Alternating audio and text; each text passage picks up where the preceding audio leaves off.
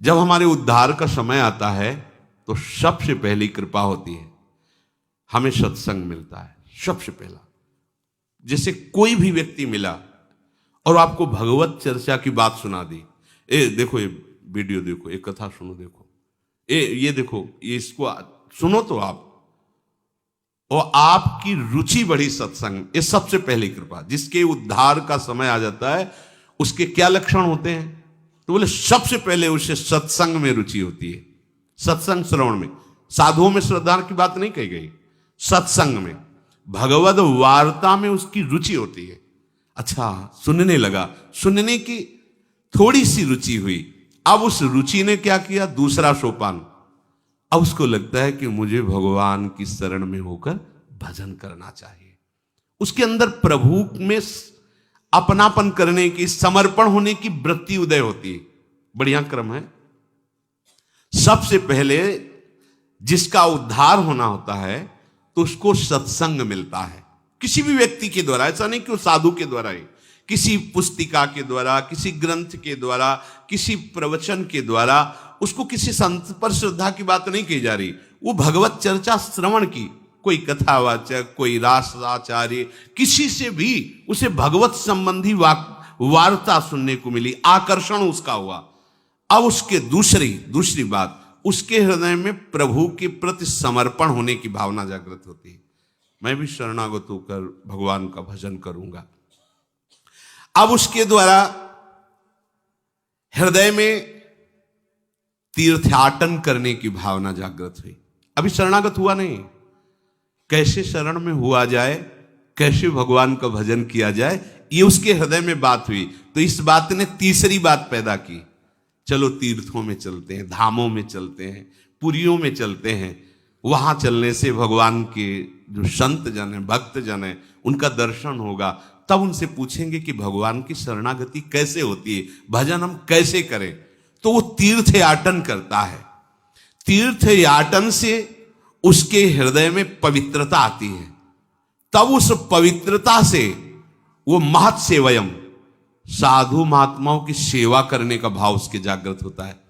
संतों को वस्त्र दे दें, भोजन, कुछ किसी भी तरह उनकी सेवा करें, संतों से प्रियता होने लगती है। संत सेवा का उसके हृदय में श्यान महत् सेवयाहा, महत् सेवा यही सबसे बड़ी सेवा। भगवत प्रेमी महात्माओं की यदि सेवा मिल जाए, ये महत् सेवा कही जाती है।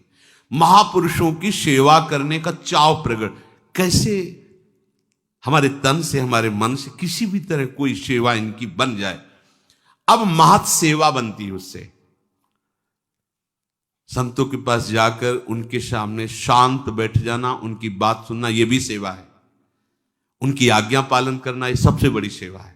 अगर आप शांत बैठ गए, किसी को विक्षेप नहीं पहुंचाते, उनकी बात सुन रहे, ये सेवा बन रही। मतलब एक आदमी वो दंडता करे, अभी सबके आनंद में विघ्न पड़ जाएगा। संतों के पास सबसे पहली सेवा है, आप शांत, गंभीर, हलचल रहित, उनके अनुकूल, फिर उनके वचनों को श्रद्धापूर्वक श्रवण करके, मनन करके अपने जीवन में उतारने की बात आती।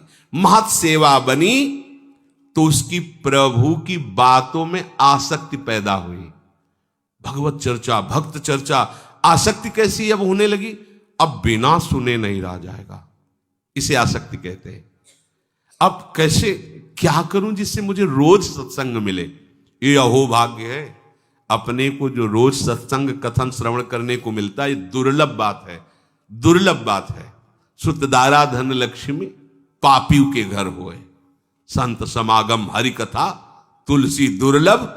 तो ये दुर्लभ बात, महत् सेवा से उसके हृदय में भगवत चर्चा सुनने की आसक्ति पैदा हो गई। अब पहले आसक्ति नहीं होती, सुन करके वो भगवान की शरण में होने की बात आई। शरण कैसे हुआ जाता है, इसके लिए तीर्थ याटन किया, हृदय पवित्र हुआ, साधु समागम हुआ, संत सेवा, महत् सेवायाम, संतों की सेवा बनी उसके हृदय में। अब सत्संग के प्रति आसक्ति हो गई। अब कुछ भी हो, सत्संग के बिना हम नहीं जी सकते। अब समझ लो, आप बिल्कुल नजदीक पहुंच रहे हो। कथा में जो ही रुचि हुई तो अकल्याण करने वाले जितने विषय थे उन पे उसकी नजर गई।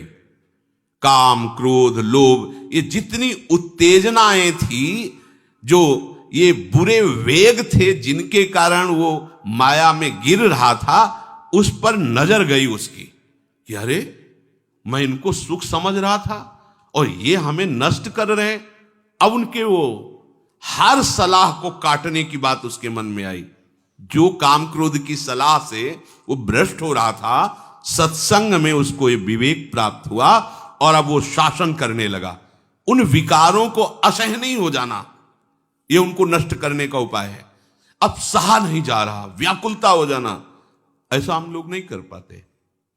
हम लोग बहुत छुपा के अपने हृदय में उनको रखते हैं, तो इसीलिए वो बने हुए हैं। जिस दिन आप व्याकुल हो गए, अरे ये दुष्ट मुझे कितना नष्ट, भयभीत हो जाएगा वो।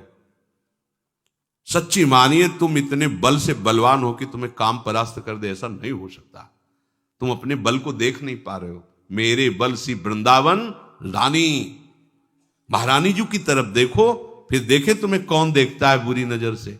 न काम, न क्रोध, न लोभ, न मोह, न मद, न मत्सर। हम क्या करते हैं?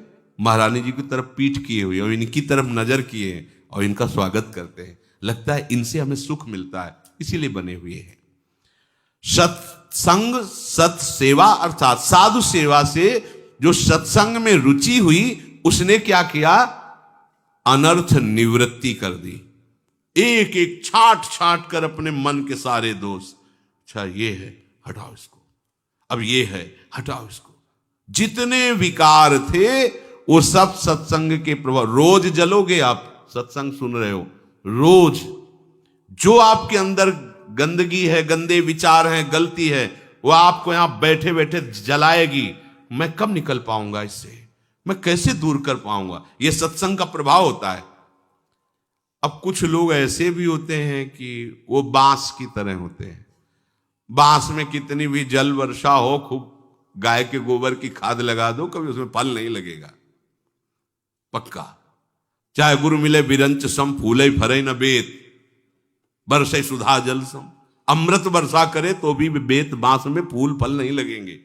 ऐसे मूर्ख हृदय न चेत, चाहे गुरु मिले बिरंच सम।